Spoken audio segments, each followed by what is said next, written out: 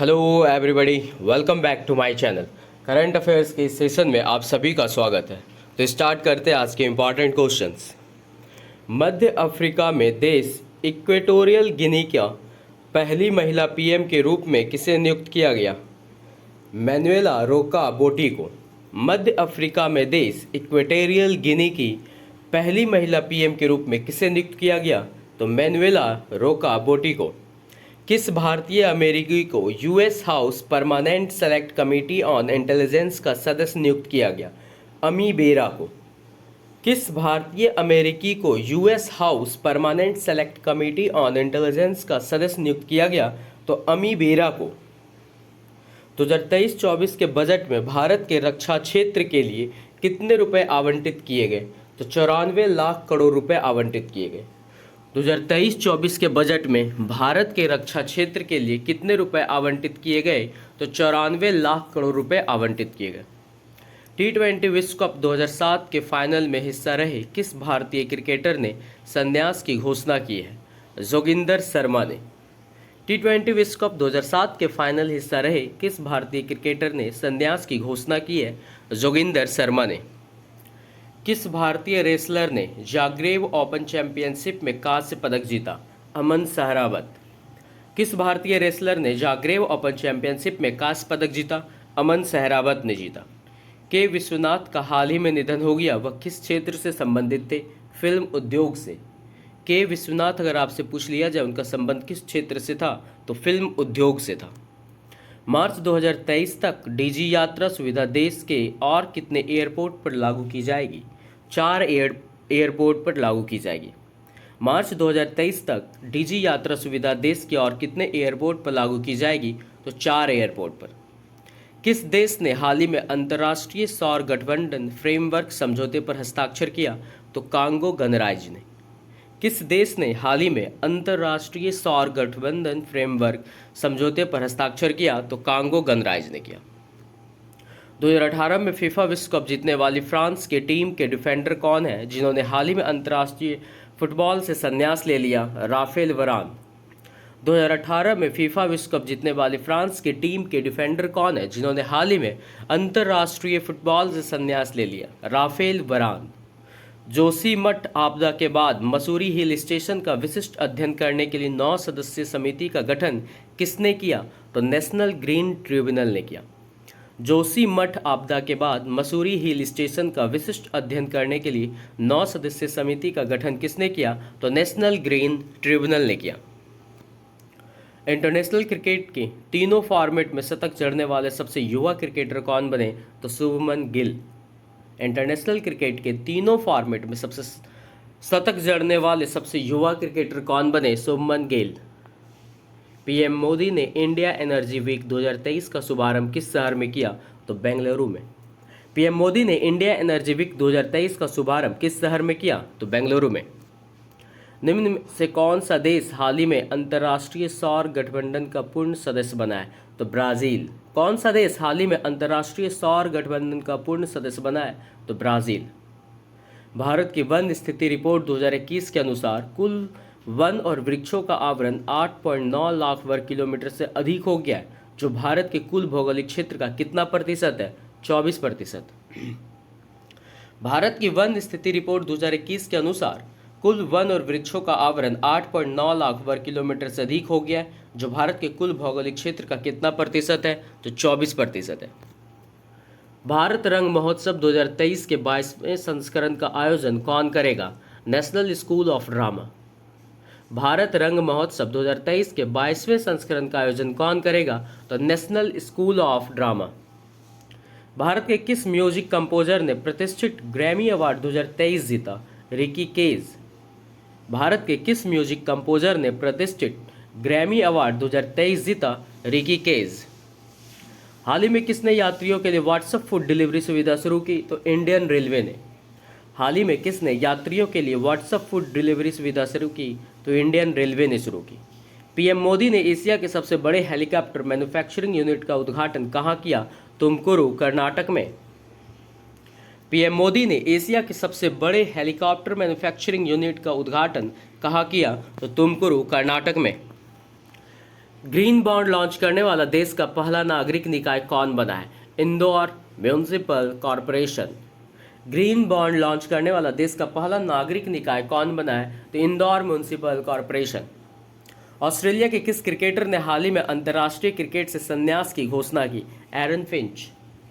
Australia के किस cricketer ने हाल ही में अंतर्राष्ट्रीय क्रिकेट से संन्यास की घोषणा की? तो एरन फिंच ने।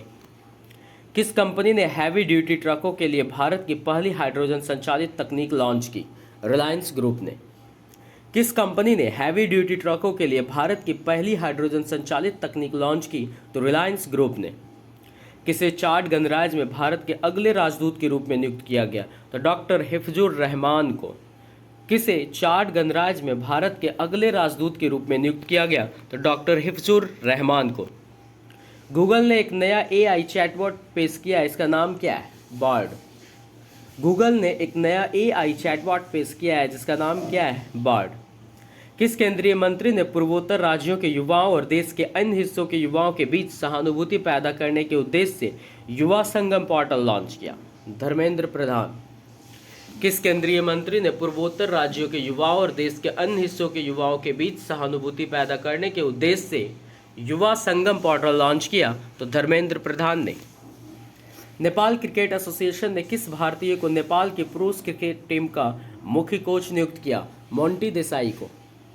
नेपाल क्रिकेट एसोसिएशन ने किस भारतीय को नेपाल के पुरुष क्रिकेट टीम का मुख्य कोच नियुक्त किया? तो मोंटी देसाई को। ICC men's player of the month award जनवरी 2023 के भारतीय दावेदार कौन है? शुभमन गिल और Mohammed Siraj. ICC men's player of the month award जनवरी 2023 के भारतीय दावेदार कौन है? तो शुभमन गिल और मोहम्मद सिराज। किसने लगातार छठे वर्ष एटीडी बेस्ट अवार्ड 2023 जीता है? एनटीपीसी। किसने लगातार छठे वर्ष एटीडी बेस्ट अवार्ड 2023 जीता है? तो एनटीपीसी ने छठे वर्ष एटीडी बेस्ट अवार्ड 2023 जीता। पाकिस्तान के किस विकेट कीपर बल्लेबाज ने क्रिकेट के सभी प्रारूपों से संन्यास ले लिया? तो कामरान अकमल। पाकिस्तान के किस विकेट कीपर बल्लेबाज ने क्रिकेट के सभी प्रारूपों से संन्यास ले लिया? तो कामरान अकमल।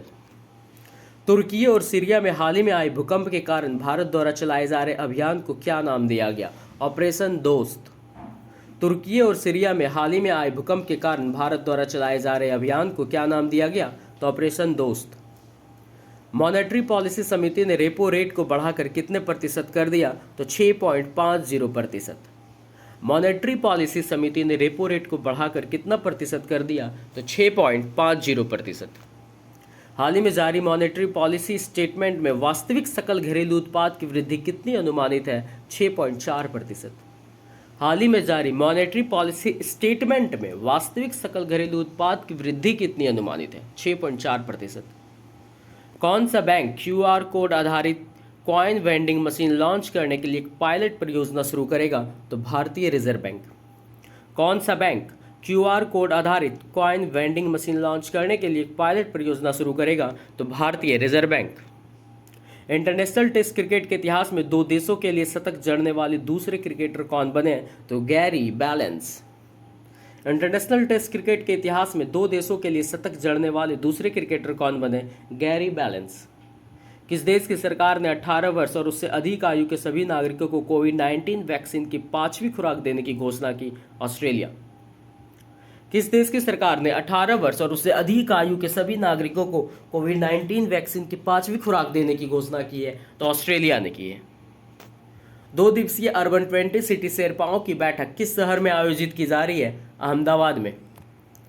2 दिवसीय अर्बन 20 सिटी शेरपाओं की बैठक किस शहर में आयोजित की जा रही है? तो अहमदाबाद में।